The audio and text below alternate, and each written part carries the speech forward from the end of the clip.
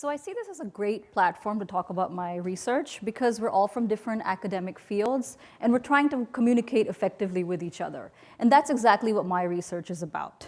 So gender is a topic that many researchers take up, and you guys may have some idea what kind of questions a gender researcher would ask. So I claim that this field is expanding. There are more and more researchers who want to look at it. There are policymakers and funding organizations which are interested in this question.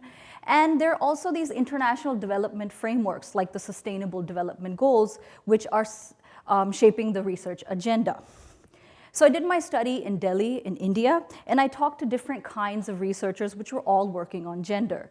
Some of them were in academic institutions, some were in funding organizations, the United Nations, not-for-profit organizations, and research organizations. And I wanted to know if they felt they were different and how did they work together. So they did say that they were different, they really felt it. They say they were trained in different kinds of academic disciplines. Some were trained in sociology, economics, psychology, journalism, law. And they also felt that they were approaching the same topic in different ways, which I call epistemology. They were trying to, there were different kinds of methods that they felt were more important to look at gender. And there were some which were really explicit that they took a feminist approach, while many tried to stay away from using that kind of word.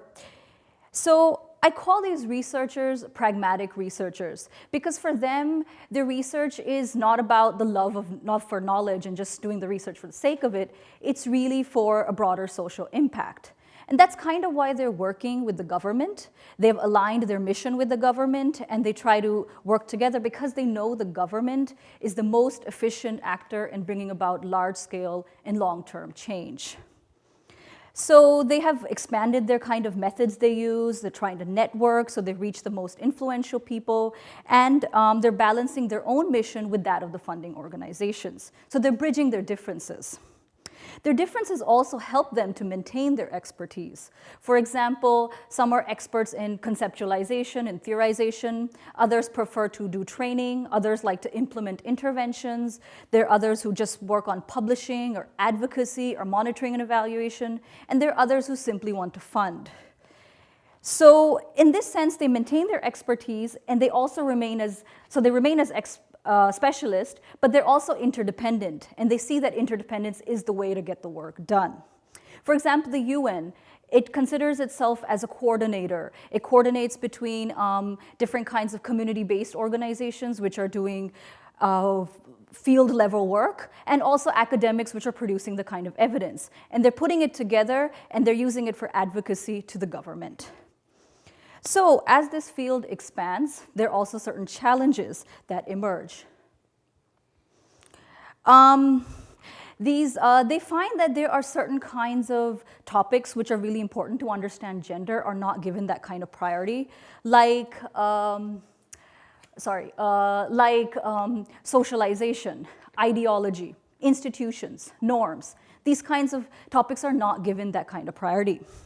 There are also evidence that requires large-scale quantitative surveys or randomized controlled trials, which are in fashion, are not given that kind of weight. So if you're doing a study which requires a lot more qualitative methods, it may not impact the policymakers that way. Sometimes those who are really theorizing feel distant from policymakers because they want that kind of evidence, which is largely based on quantitative large-scale data. So I'm going to conclude by saying that we may be different. We're all coming from different kinds of academic disciplines. But I think for most of our research, we all have the same goal, which is the betterment of society. So I think we can develop pragmatic ways to share, learn, and work together, just like the gender specialist that I interviewed. Thank you.